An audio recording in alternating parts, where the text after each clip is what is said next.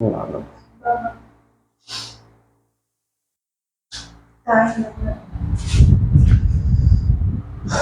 बच्चों, कैसे हैं? उम्मीद करते हैं आप अच्छे होंगे और आपकी पढ़ाई अच्छे से चल रही होगी। मैं विनोद सर आपका ब्राइट फ्यूचर क्लासेस में एक बार फिर से स्वागत करता हूं। तो बच्चों, आज से हम त्रिभुज स्टार्ट कर रहे हैं। तो त्रिभुज के प्रमेय और एक्सरसाइज को सॉल्व करने से पहले त्रिभुज से संबंधित जितने भी बेसिक कॉन्सेप्ट हैं, परिभाषाएं हैं और उनकी जो प्रॉपर्टीज हैं, उनको हम एकदम आसान तरीके से समझेंगे। क्योंकि रेखा गणित में अधिकतर बच्चों को प्रॉब्लम आती है, क्योंकि वो छोटी छोटी बातें पहले से उनको पता नहीं होती है, जिससे ऐसे क्वेश्चन सॉल्व करने में उनको बहुत प्रॉब्लम आती है। इसलिए जितने भी बेसिक कॉन्सेप्ट हैं त्रिभुज से संबंधित, उन सभी को हम एकदम आसान तरीके से समझेंगे। इस क्लास को पूरा देखने के बाद आपको आज से रेखा गणित का जो डर है वो आपके दिमाग से निकल जाएगा। तो आइए हम क्लास को स्टार्ट करते हैं। तो देखिए, सबसे पहले आपको क्या करना है, त्रिभुज की परिभाषा समझना है कि त्रिभुज की परिभाषा होती क्या है। तो देखिए, तीन भुजाओं से घिरी हुई बंद आकृति क्या कहलाती है? त्रिभुज कहलाती है। तीन भुजाओं से घिरी हुई बंद आकृति त्रिभुज कहलाती है। तो देखिए, ये तीन भुजाएं हम खींच लिए, ए, बी और सी। ये तीन भुजाएं हैं और ये क्या है? बंद हैं, खुली नहीं है। भाई, ये भी तीन भुजाएं हो सकती हैं, लेकिन ये खुली है। तो खुली नहीं होनी चाहिए, बंद होनी चाहिए। तो क्या कहलाती है? त्रिभुज कहलाती है। तो अब त्रिभुज की कुछ विशेषताएं हैं, उनको हम समझ लेते हैं।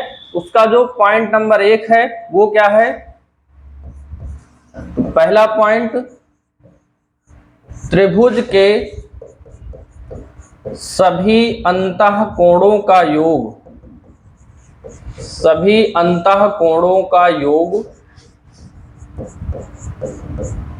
180 अंश होता है। पहली पॉइंट आपको ये याद रखना है। कोण को हम क्या माने हैं? ए, बी और सी। तो इनका जो सम है, योग है, वो कितना हो गया? 180 अंश। तो ये पॉइंट आपको याद रखना है। इसी में दूसरा पॉइंट याद रखना है कि त्रिभुज की दो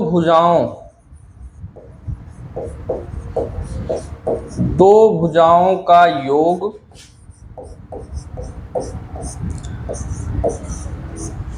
तीसरी भुजा से हमेशा बड़ा होता है।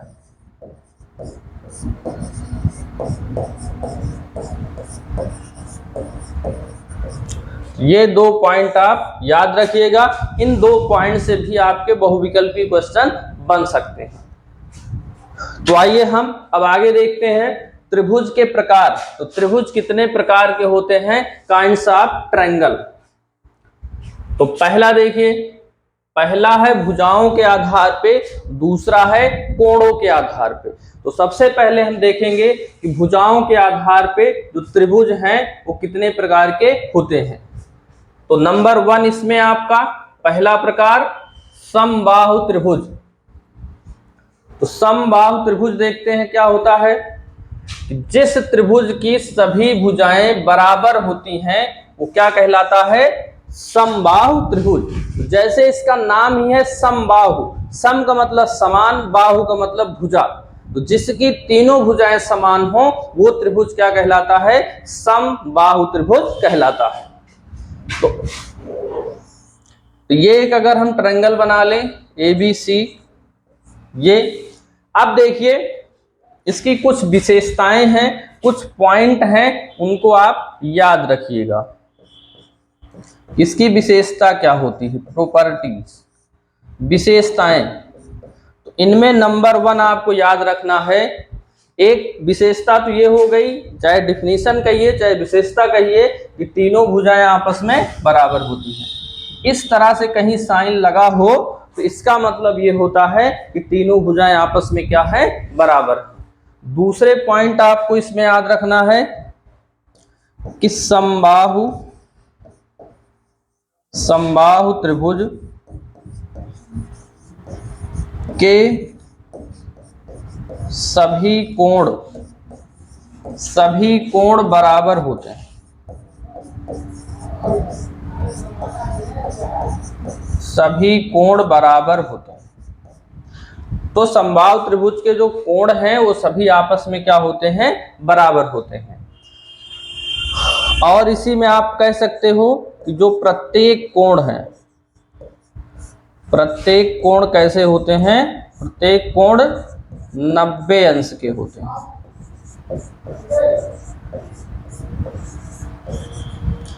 तो अगर बराबर होंगे तो वैसे भी क्या होंगे, सभी जो कोण इनके होंगे वो कितने होंगे, 90 अंश के होंगे। तो ये 2 पॉइंट इनमें आपको याद रखना है। आइए अगला प्रकार देखते हैं, समद्विबाहु त्रिभुज।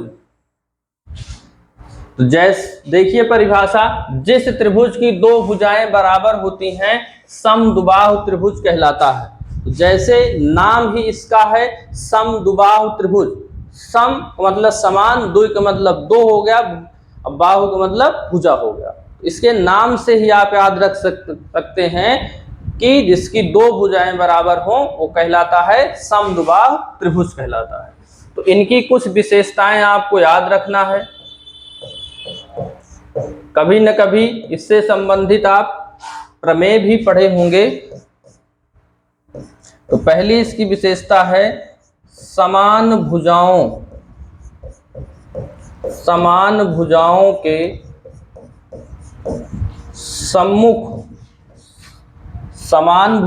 सम्मुख कोण बराबर होते हैं।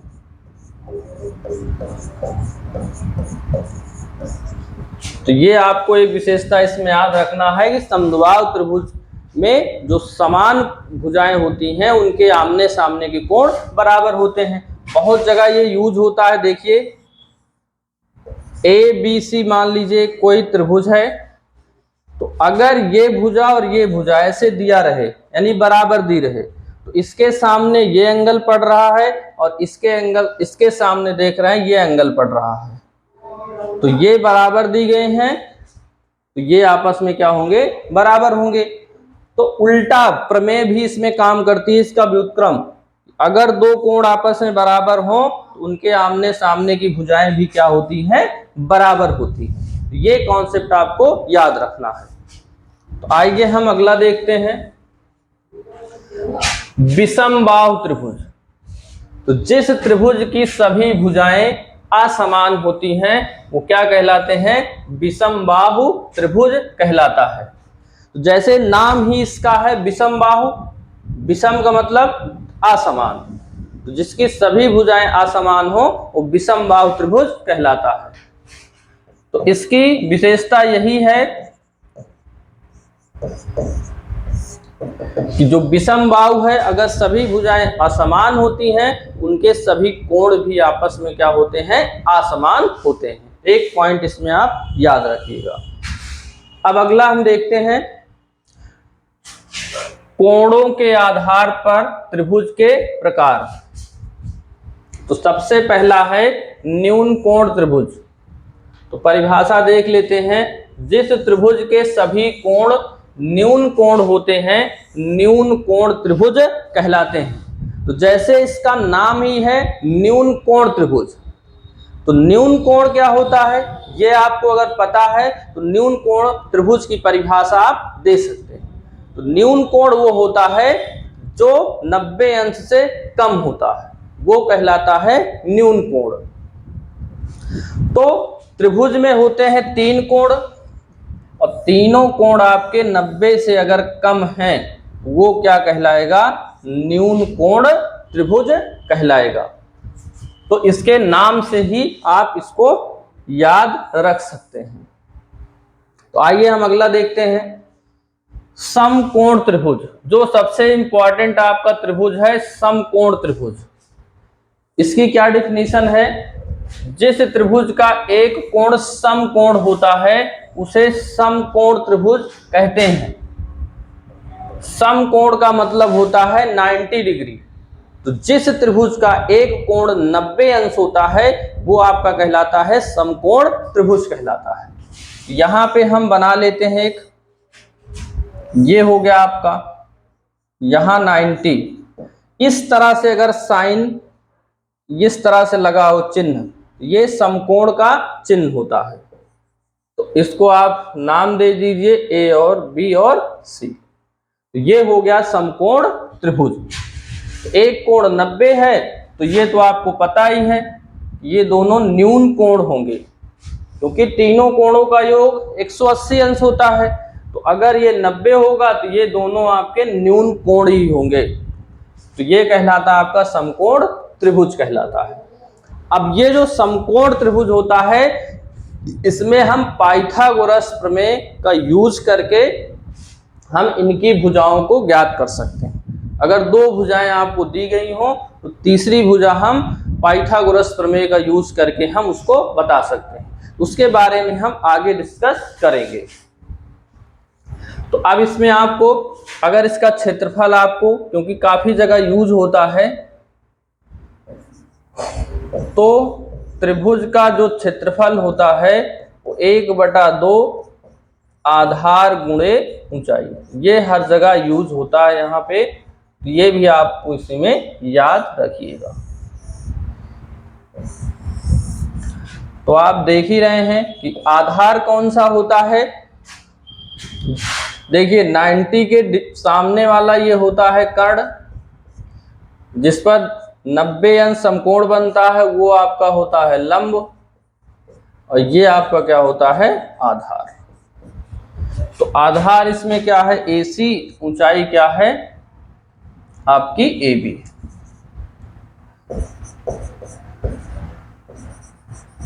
तो ये इसका क्या हो गया क्षेत्रफल का फार्मूला हो गया। अब हम अगला देखते हैं अधिक कोण त्रिभुज। तो इसकी डिफिनीशन क्या है, जिस त्रिभुज में एक कोण 90 अंश से अधिक होता है विषम कोण त्रिभुज कहलाता है। तो देखिए वो विषम कोण नहीं, ये यहाँ पे अधिक कोण त्रिभुज कहलाता है। तो देखिए जैसे इसका नाम ही है अधिक कोण, तो अधिक कोण अगर आपको पता है तो अधिक कोण त्रिभुज के बारे में आप बता सकते हैं। तो अधिक कोण ऐसा कोण जिसका जो 90 अंश से ज्यादा और 180 अंश से कम होता है वो कहलाता है अधिक कोण त्रिभुज कहलाता है। तो यहां पे हम एक अगर त्रिभुज बनाएं,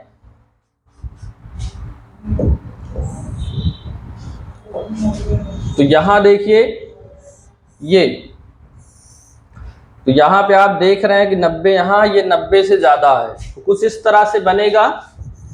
तो एक कोण आपका 90 से ज्यादा होना चाहिए, और अगर एक 90 से ज्यादा होगा तो दूसरा आपका न्यून कोण होगा, यानी कि दोनों 90 से कम होंगे। तो ये आपका कहलाएगा अधिक कोण त्रिभुज कहलाएगा।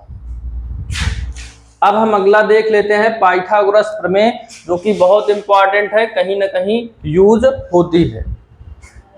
तो देखिए किसी समकोण त्रिभुज के कर्ण पर बना वर्ग शेष दोनों भुजाओं पर बने वर्ग के योग के बराबर होता है।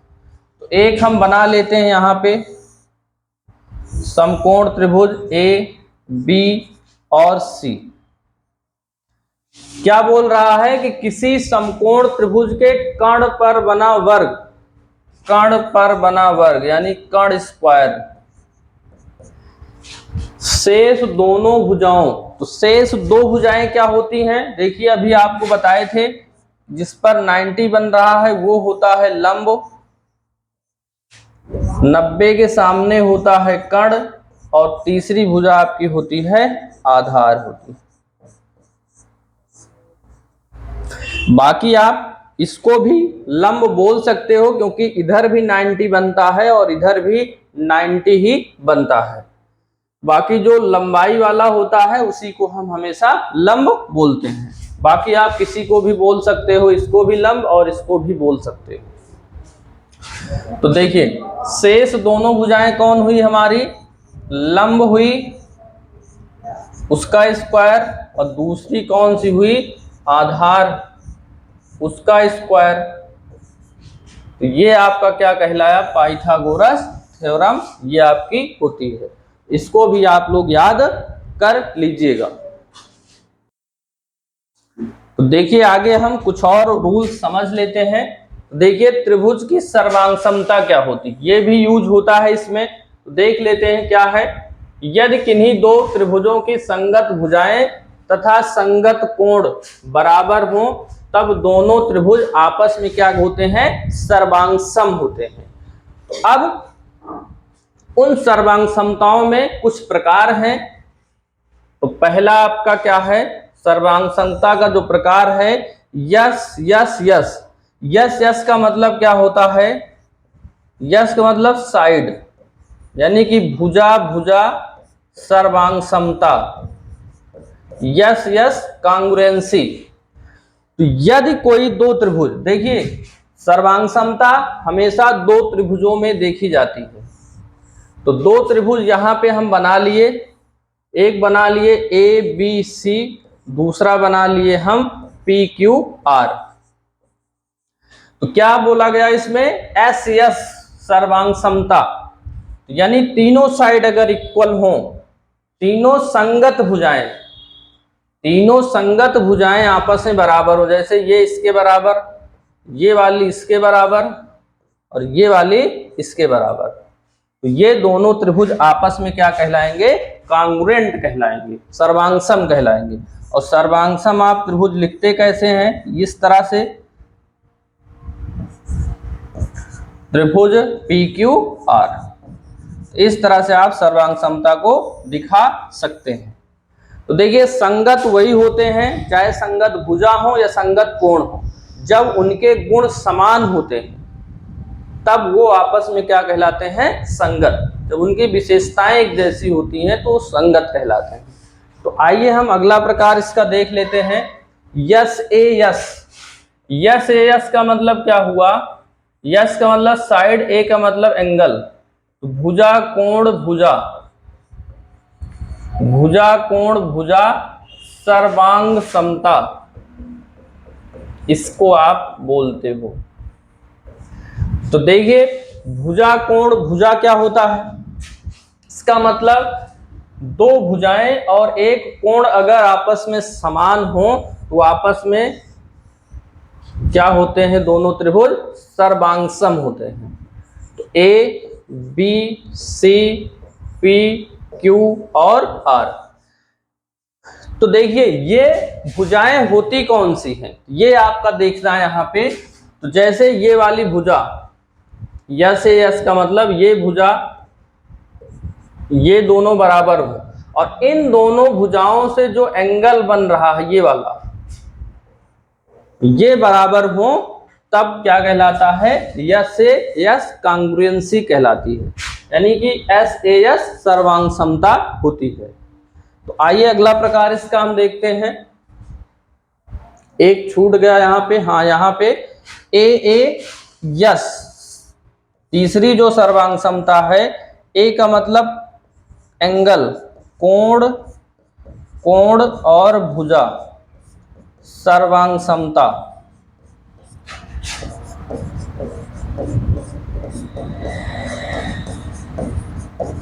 तो देखिए ये क्या है कि दो कोण और एक भुजा अगर आपस में बराबर होती है वो कहलाती है ए यस सर्वांग समता। तो देख लेते हैं वो कौन सी भुजा और कौन सा कोण होता है। तो इसका नाम दे दिए ए बी सी और इसका दे दिए पी क्यू आर। तो इसमें दो एंगल बन रहे हैं। तो जैसे ये साइड, ये इस साइड के इक्वल हो और इस भुजा से संबंधित जो एंगल बन रहा है, भाई इस भुजा से संबंधित ये एंगल और ये एंगल बन रहा है और इससे ये बन रहा है और ये बन रहा है, तो ये एंगल इसके इक्वल और ये वाला एंगल इसके इक्वल अगर हो गया, ये आपकी कहलाती है ए यस सर्वांग समता कहलाती है। अब चौथा इसमें प्रकार देख लेते हैं, आर एच एस। तो आर का मतलब ये हुआ कि राइट एंगल, यानी कि समकोण, राइट एंगल का मतलब क्या हो गया, समकोण। यच का मतलब हो गया हाइपोटेनियस यानी कि कर्ण, और एस का मतलब क्या हो गया, भुजा हो गया। तो अगर किन्हीं दो त्रिभुज, यदि कोई दो त्रिभुज क्या हो, आपस में समकोण हो, तो उसका जो हाइपोटेनियस है यानी कि कर्ण है वो बराबर हो जाए और उसकी एक भुजा बराबर हो जाए, तब दोनों त्रिभुज आपस में क्या कहलाएंगे, सर्वांगसम कहलाएंगे। तो ये दो समकोण त्रिभुज आपको दिया है ए बी सी, और यहां पे दिया है पी क्यू आर। तो 90 के सामने वाला कर्ण है, तो कर्ण इसके बराबर हो जाए। उसके बाद 90 तो दोनों में है, ये दोनों तो बराबर रहेगा ही, तो कर्ण बराबर हो जाए, और इन दोनों साइड में से कोई एक साइड अगर इक्वल हो जाती है, तो ये जो सर्वांग समता आपकी कहलाती है आर एच एस सर्वांग समता कहलाती है। तो अभी आपको बता ही चुके हैं पहले कि जो सर्वांगसम है वो आप इस तरह से दर्शाते हैं। और एक बात और आपको जो बताना है, जैसे मान लीजिए कोई त्रिभुज सर्वांगसम हो गया इस रूल से, तो उसे तो आप बोलते हो, क्या बोलते हो, यहां पे नीचे लिखते हो आर एच एस सर्वांग समता से, सर्वांग समता से। जो एक इंपॉर्टेंट बात और आपको समझना है, जैसे AC और PR बराबर यहां पे कर दिए, AC और PR बराबर कर दिए, तो इन दोनों त्रिभुजों की ये क्या हैं, संगत भुजाएं हैं, क्योंकि कर्ण जो है दोनों का वो समान विशेषताएं रखती हैं, तो दोनों आपस में क्या हो गई, वो संगत भुजा हो गई। तो अगर हम संगत भुजाओं को आपस में बराबर करते हैं, तो यहां पे हम क्या लिखते हैं, CP CT लिखते हैं। तो CP CT का मतलब क्या होता है, संगत त्रिभुजों की समान भुजाएं। तो CP CT का मतलब संगत त्रिभुज की समान भुजाएं। तो अब आप यहां पे अगला हम प्रकार अब देख लेते हैं समरूपता का। तो देखिए ये CP CT का आप अगर फुल फॉर्म, तो C का मतलब क्या होता है, कांग्रुएंट, P का मतलब होता है पार्ट, C का मतलब होता है कांग्रुएंट पार्ट ऑफ, नहीं, हाँ ठीक, congruent part of corresponding triangle. तो इसका मतलब सर्वांगसम त्रिभुजों की समान भाग। तो आइए हम अगला प्रकार देख लेते हैं, त्रिभुजों की समरूपता क्या होती है। यदि किन्हीं दो त्रिभुजों के संगत कोण बराबर हो, तब दोनों त्रिभुज आपस में क्या कहलाते हैं, समरूप कहलाते हैं। देखिए समरूप का मतलब क्या होता है कि दो आकृतियां देखने में एक जैसी अगर लगती हैं, तब वो क्या कहलाते हैं, समरूप कहलाते हैं। अब छोटे बड़े हो सकते हैं लेकिन देखने में एक जैसे होने चाहिए, वो होता है समरूपता। और सर्वांग समता क्या थी, उसको थोड़ा आपको बताना हम भूल गए। जो सर्वांग समता होती है वो देखने में भी एक जैसे हो, और उनकी जो लंबाई चौड़ाई ऊंचाई माप भी उनकी समान होनी चाहिए, तब वहां पे वो होते हैं सर्वांगसम। समरूपता और सर्वांग समता में यही अंतर है। तो अब हम देख लेते हैं समरूपता के प्रकार। तो पहला आपका कौन सा है, ए समरूपता। ए का मतलब क्या हो गया, ए का मतलब एंगल एंगल एंगल, यानी कोण कोण समरूपता। तो अगर दो त्रिभुज हैं, तो देखिए एक त्रिभुज ये थोड़ा सा बना दिए बड़ा, एक त्रिभुज हम छोटा सा बना दिए PQR। तो देखने में दोनों त्रिभुज लग रहे हैं, लेकिन दोनों की आकृतियां छोटी बड़ी हैं। लेकिन अगर इनके तीनों एंगल आपस में बराबर हो गए, ये दोनों क्या कहलाएंगे,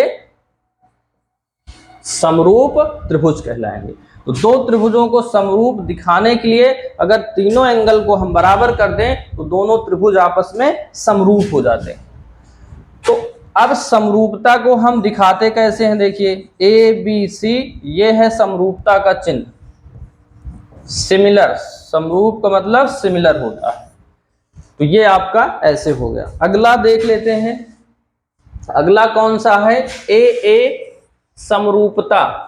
AA का मतलब ये हुआ कि एंगल सिमिलरिटी या कोण समरूपता। यदि किसी दो त्रिभुज के दो कोण आपस में इक्वल हो जाएं तब वो दोनों त्रिभुज क्या कहलाते हैं, समरूप कहलाते हैं। तो ये मान लीजिए और ये मान लीजिए, तो ये और ये अगर आपस में इक्वल है और ये आपस में इक्वल है, तो किसी भी त्रिभुज में दो कोण अगर इक्वल होता है तो तीसरा तो अपने आप इक्वल हो जाता है। तो ये हो गया तीसरा। यस यस यस समरूपता। यस यस का मतलब आप जानते हैं, साइड साइड साइड सिमिलरिटी, यानी कि भुजा भुजा समरूपता। यदि किसी दो त्रिभुज की जो संगत भुजाएं हैं तीनों आपस में बराबर हो जाएं तब दोनों त्रिभुज आपस में क्या कहलाते हैं, समरूप कहलाते हैं। जैसे ये बराबर नहीं, एक मिनट, बराबर नहीं, यदि किसी त्रिभुज की तीनों भुजाओं का अनुपात बराबर हो जाए तब दोनों आपस में क्या कहलाते हैं, समरूप त्रिभुज कहलाते हैं। अनुपात बराबर हो जाए, तो अनुपात का मतलब क्या हुआ, यहां पे देखिए AB संगत भुजा, AB की संगत भुजा PQ है, इसका अनुपात AC का संगत भुजा कौन है, PR है, और BC की संगत भुजा कौन है, QR है। तो अगर किसी भी त्रिभुज की तीनों भुजाओं संगत भुजाओं का अनुपात बराबर हो जाए तो दोनों त्रिभुज क्या कहलाते हैं, सिमिलर कहलाते हैं, समरूप कहलाते हैं। अगला देख लेते हैं कौन सा प्रकार है, यस ए यस। जब किसी भी दो त्रिभुज के दो भुजा और एक कोण, दो भुजा का अनुपात और उससे संबंधित जो कोण हैं वो आपस में अगर इक्वल हो जाएं तो दोनों त्रिभुज क्या कहलाते हैं, समरूप कहलाते हैं। तो देखिए दो त्रिभुज हम बना लेते हैं यहाँ पे ABC और यहाँ पे PQR बना लेते हैं। तो देखिए मान लीजिए ये वाली भुजा बराबर नहीं बता रहे हैं, ये संगत है इसका अनुपात, और PQ इसका अनुपात। अगली भुजा आपकी कौन सी है, AC, और इसकी संगत भुजा कौन सी है, PR। अगर इसका अनुपात बराबर हो जाए और इन दोनों भुजाओं से जो कोण बनता है वो बराबर हो जाए, यानी कि एंगल A और एंगल P इक्वल हो जाए तो दोनों त्रिभुज आपके क्या कहलाएंगे, समरूप कहलाएंगे। तो ये आपकी कौन सी है, यस ए एस समरूपता हो गई आपकी। इसको भी आप लोग समझ लीजिए। तो देखिए त्रिभुज से संबंधित जो भी यहाँ पे थे उनको हम समझा दिए। थोड़ा सा एक और आपको हम बता देते हैं, इसका भी यूज यहाँ पे होता है। ये दोनों मान लीजिए इसका नाम है यल, इसका नाम है यम। ये दोनों भुजाएं अगर हमको समांतर दी है और उनको एक तिर्यक रेखा काट रही है T, तो दो समांतर भुजाओं को एक तिर्यक रेखा अगर काट रही है तो इसमें आप देख रहे हैं कि बहुत सारे एंगल बन रहे हैं। अब उन एंगल का नाम क्या है उनको हम समझ लेते हैं। इसका कुछ नाम पहले दे देते हैं, 1 2 3 4 5 6 7 और 8 नाम दे देते हैं। तो अब देखिए 2 के सामने 4 है, 1 के सामने 3 है, 6 के सामने 8 है, 5 के सामने 7 है। तो अगर दो रेखाएं एक दूसरे को प्रतिच्छेद करते हैं तो उनके जो आमने सामने के कोण होते हैं वो क्या होते हैं, शीर्षाभिमुख होते हैं, और वो आपस में क्या होते हैं, बराबर होते हैं। तो अभी आप इसको ना देखिए, सिर्फ इसको देखिए। दो रेखाएं एक दूसरे को काट रही हैं तो इनके आमने सामने के जो भी कोण बन रहे हैं वो आपस में क्या कहलाएंगे, शीर्षाभिमुख कोण कहलाएंगे। तो 1 के बराबर 3 है, 2 के बराबर 4 है, 5 के बराबर 6 है, 5 के बराबर 7 है और 6 के बराबर 8 है। ये कहलाएंगे आपके क्या, शीर्षाभिमुख कोण कहलाएंगे। तो ये बात आप लोग यहाँ पे याद रखिएगा।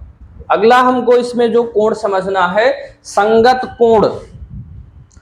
तो जो संगत कोण होते हैं, इनमें जो संगत कोण होते हैं, अगर जिन कोणों की जो विशेषताएं हैं, जो उनके गुण हैं, वो अगर समान होते हैं वो आपस में क्या कहलाते हैं, संगत कोण। तो सबसे अच्छा पहचानने का तरीका ये है, इसको उठाकर अगर इसके ऊपर आप रखिए, जो कोण जिस पर पड़ेगा वो उसका क्या कहलाएगा, संगत कोण।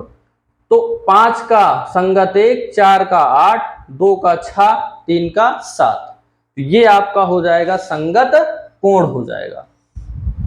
अगला आपको समझना है एकांतर अंतः कोण। तो अगर दो रेखाओं को एक तिर्यक रेखा काटती है, यहां पे अलग से समझा दे रहे हैं आपको, दो रेखाओं को, अब वो रेखाएं समांतर भी हो सकती हैं और समांतर नहीं भी हो सकती हैं। अगर समांतर होंगी तो एकांतर अंतः कोण और संगत कोण बराबर होंगे, अगर समांतर नहीं होंगी तो एकांतर कोण और संगत कोण तो बनेंगे लेकिन दोनों आपस में बराबर नहीं होंगे। तो अभी इसको हम समांतर नहीं माने हैं, दो रेखाएं हैं, उनको एक तिर्यक रेखा काट रही है, तो विपरीत ओर के जो कोण बनेंगे वो आपस में क्या कहलाते हैं, एकांतर अंतः कोण। तो 1 का 4, 2 का एकांतर अंतः कोण कौन बनेगा, 3। अगर ये दोनों बराबर हैं तो 1 के बराबर 4 हो जाएगा, 2 के बराबर 3 हो जाएगा। और अगर ये दोनों समांतर नहीं हैं तो एकांतर अंतः कोण तो हैं लेकिन आपस में बराबर नहीं होंगे। तो देखिए ये 4 के बराबर क्या है, 6, और 3 के बराबर कौन है, 5। तो ये कहलाया एकांतर अंतः कोण। तो देखिए बच्चों, आज की क्लास में हम वैसे त्रिभुज से संबंधित जितने भी बेसिक रूल थे उन सभी को आज हम समझ चुके हैं। बाकी तो अभी अगर रेखा गणित से संबंधित बेसिक कहा जाए तो बहुत कुछ इसमें अभी आपको बताना बाकी है। कुछ आपको यहाँ पे अभी हम बता दिए, आगे आने वाले समय में आपको हम जरूर पूरा बेसिक बताएंगे। तो बच्चों, अगर आपको वीडियो अच्छी लगती है तो आप लोग वीडियो सभी के साथ शेयर करिए और चैनल को अपने दोस्तों से, अपने जान पहचान वालों से सब्सक्राइब कराइए, जिससे चैनल जल्दी से जल्दी आगे बढ़े और आपके लिए हम और बेहतर कंटेंट प्रस्तुत कर सकें।